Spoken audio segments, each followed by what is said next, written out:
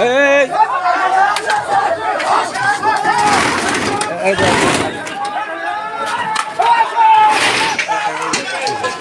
ইসলামী জলসায় অতিথি করা নিয়ে গাইবান্ধার সাঘাটায় বিএনপি ও জামাতের মধ্যে ধাওয়া পাল্টা ধাওয়া ও সংঘর্ষের ঘটনা ঘটেছে। এতে উভয় দলের অন্তত 10 নেতাকর্মী আহত হয়েছেন। এ সময় ভাঙচুর করা হয় বেশ কয়েকটি মোটরসাইকেল। শনিবার দুপুরে সাঘাটা বাজারের পল্টন মোড়ে এই সংঘর্ষের ঘটনা ঘটে।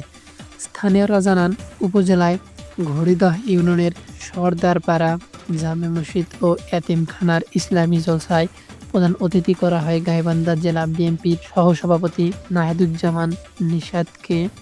আগামী 29 ডিসেম্বর এই সভার তারিখ ঘোষণা করে পোস্টার করা হয়। পোস্টারে বিএনপি ও জামাতের স্থানীয় নেতাদের নামও অতিথি হিসেবে রাখা হয়।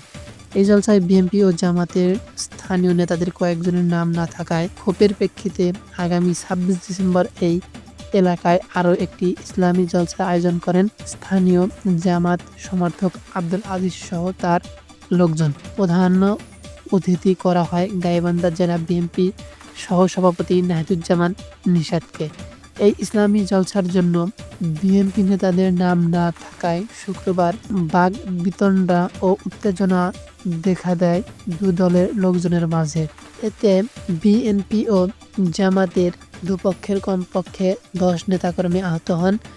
আহতদের বগুড়া শহীদ জিয়াউর রহমান মেডিকেল কলেজ হাসপাতাল ও গাইবান্ধা জেনারেল হাসপাতালে ভর্তি করা হয়েছে। সাঘাটা থানার ভারপ্রাপ্ত কর্মকর্তা ওসি বাদশা আলম বলেন, দুই পক্ষে আহত হওয়ার ঘটনা ঘটেছে। পরিস্থিতি এখন নিয়ন্ত্রণে রয়েছে। খবর পেয়ে সেনাবাহিনী ঘটনাস্থলে টহল দিচ্ছে।